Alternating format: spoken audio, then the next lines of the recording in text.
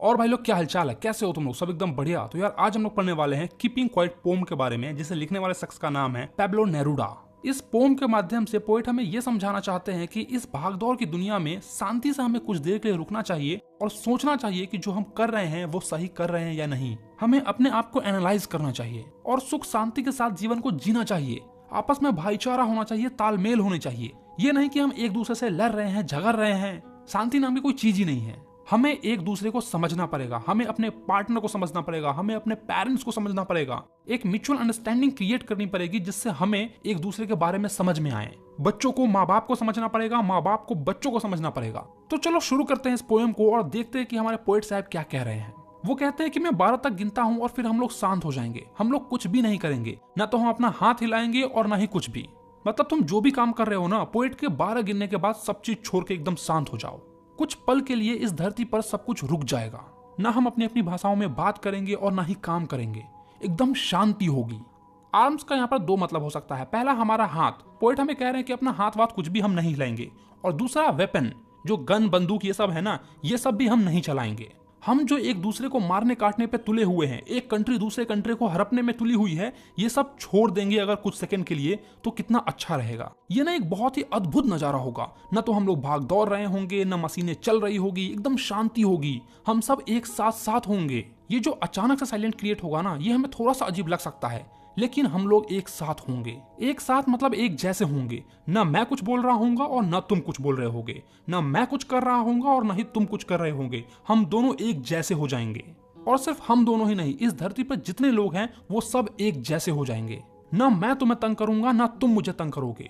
एक कंट्री दूसरे कंट्री के साथ लड़ेगी नहीं, शोर शराबा नहीं होगा, खून खराबा नहीं होगा।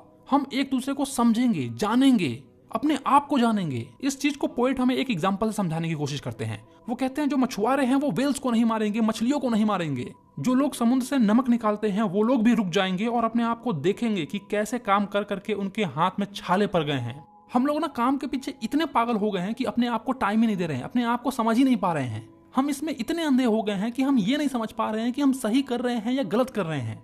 अगर मैं तुम लोगों की बात करूं ना, तो तुम लोग भी इस पढ़ाई की रेस में इतने पागल हो गए हो कि तुम्हें समझ में ही नहीं आ रहा है कि तुम सही कर रहे हो या गलत कर रहे हो। बचपन से तुम पढ़ते आ रहे हो और अब तुम क्लास 12th में आ गए हो। 12th के बाद कुछ लोग नीट की तैयारी करेंगे, कुछ लोग IIT की तैयारी करेंगे और कुछ लोग गवर्नमेंट जॉब पाना चाहेंगे। लेकिन जरा शांत होकर सोचो कि जो तुम कर रहे हो वो सही कर रहे हो। पापा ने बोला ऐसा करो, मम्मी ने बोला ऐसा करो, सोसाइटी ने बोला ऐसा करो और तुम वो करते जा रहे हो सकता है तुम कुछ और करना चाहो लेकिन तुम कर नहीं पा रहे हो क्योंकि तुम कभी शांति से बैठे ही नहीं, इस बात पे सोचे ही नहीं। तो अब ही सही समय है कि सोचो तुम्हें आगे क्या करना है। तुम किस फील्ड में जाना चाहते हो? क्या तुम बस पढ़ के एक नौकरी करना चाहते हो, जो जीवन आम लोग जी रहे हैं वैसा जीना चाहते हो, या कुछ अलग करना चाहते हो? जहां पर तुम अभी हो ना, वहां से तुम्हारे लिए बहुत सारे दरवाजे खुले हुए हैं। सही दरवाजा तुम्हें चुनना है। ना पेरेंट्स की भावनाओं में आओ और ना ही समाज की डर में आओ। ध्यान से अपने आप को समझो, एनालाइज करो कि तुम किस में अच्छे हो, किस में बेहतर हो और वो काम करो। अगर तुम्हें क्रिएटर बनना है तो क्रिएटर बनो। अगर तुम्हें बिजनेसमैन बनना है तो वो बनो। अगर तुम्हें एक सिक्योर लाइफ चाहिए तो क्या दिक्कत है, नौकरी करो, कोई दिक्कत नहीं है।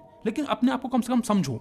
लगता है कुछ ज्यादा ही समझा दिया तुम्हें। चलो आगे पढ़ते हैं। आगे पॉइंट हमें ये कहते हैं कि जो लोग ग्रीन वॉर की तैयारी कर रहे हैं, गैस से वॉर करने की तैयारी कर रहे हैं, आग से वॉर करने की तैयारी कर रहे हैं, युद्ध की तैयारी कर रहे हैं, वो लोग युद्ध करके जीत तो जाएंगे, लेकिन ऐसे जीत का क्या फायदा जिसमें सुख शांति ही ना हो, जिसे हम सेलिब्रेट ही ना कर पाए। 10 लोग तुम्हारे आएंगे, 10 लोग मेरे आएंगे, एक दूसरे के साथ लड़ेंगे और अंत में कौन बचेगा? 1 या 2 इंसान।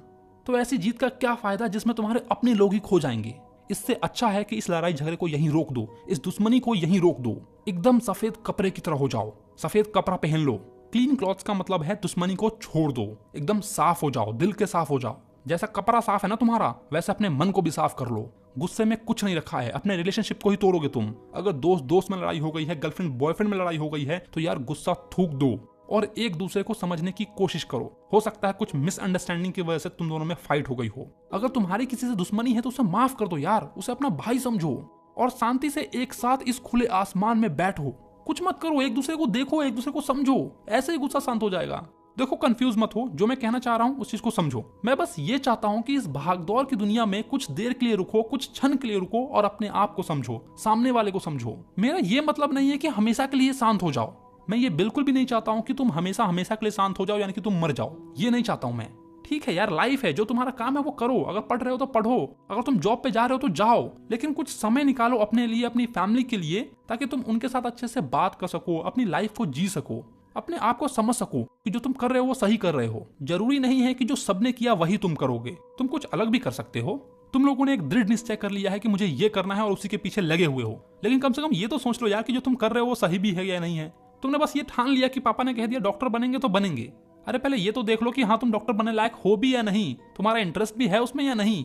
तुम लोग कहते हो ना कि मेरे बारे में मुझसे ज्यादा और कोई नहीं समझ सकता है, झूठ है यार ये सारी बातें। अगर तुम्हें अभी मैं कह दूं ना कि अपने बारे में लिखो तो एक पैराग्राफ भी नहीं लिख पाओगे, लेकिन जब तुम शांति से बैठोगे, अपने आप को समझोगे, तब जाकर तुम अपने आप को समझ पाओगे और शायद कुछ लिख पाओ। तुम लोगों ने ना बस गोल्स बना लिए हैं कि मरने से पहले मुझे ये अचीव करना है, ये करना है, और उसी के पीछे लगे हुए हो। मरने से पहले मुझे घर बनाना है, शादी करनी है, बच्चों को संभालना है, माँ बाप को संभालना है। तुम्हें कौन संभालेगा?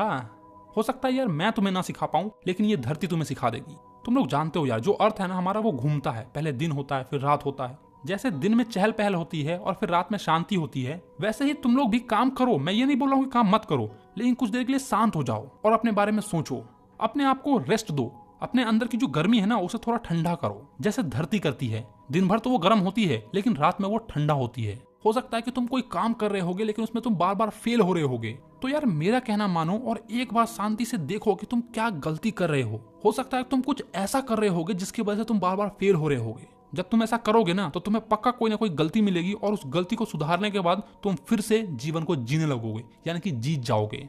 कोई पेड़ जो होता है ना वो गर्मी में सूख जाता है, लेकिन जैसे ही बरसात आती है, मानसून का टाइम आता है, वो पेड़ फिर से जीवित हो उठता है। अगर तुम लोग भी थक गए हो, हार गए हो, तो अपने आप को एक पोज दो, सोचो, और फिर तुम्हारे भी जीवन में मानसून आएगा और तुम फिर से खिलखिला उठोगे, तुम जीत जाओगे। चलो तो अब मैं 12 तक गिनता हूं और तुम लोग एकदम शांत हो जाना, और मैं यहां से चला जाऊंगा। 1 2 3 4 5 6 7 8 9 10 11 12। चले गए पोएट, हो गया तुम्हारा पोम यहीं पर समाप्त। लेकिन जो पोएट ने समझाने की कोशिश की है उसे समझो, कंफ्यूज मत हो। तो चलो अब मैं तुम्हें इस पोएम का पोएट्रिक डिवाइस बताता हूँ। इसमें 2 पोएट्रिक डिवाइस हैं, पहला है एलिट्रेशन और दूसरा है पर्सोनिफिकेशन। एलिट्रेशन मतलब जब 2 वर्ड का प्रोनाउंसिएशन सेम हो, या फिर 2 वर्ड लगातार आ रहे हो, जैसे sudden, strange, hurt hands, we will, ये सब एलिट्रेशन के एग्जाम्पल है। पर्सोनिफिकेशन के एग्जाम्पल है अर्थ कैन टीच अस। अर्थ को यहाँ पर वो इंसान से कंपेयर कर रहे हैं, वो कह रहे हैं कि अगर मैं नहीं सिखा पाया तो क्या हुआ, ये अर्थ तुम्हें सिखा देगी। तो जब भी हम किसी चीज को ह्यूमन लाइफ से कंपेयर करते हैं ना, तो उसको हम लोग पर्सोनिफिकेशन कहते हैं।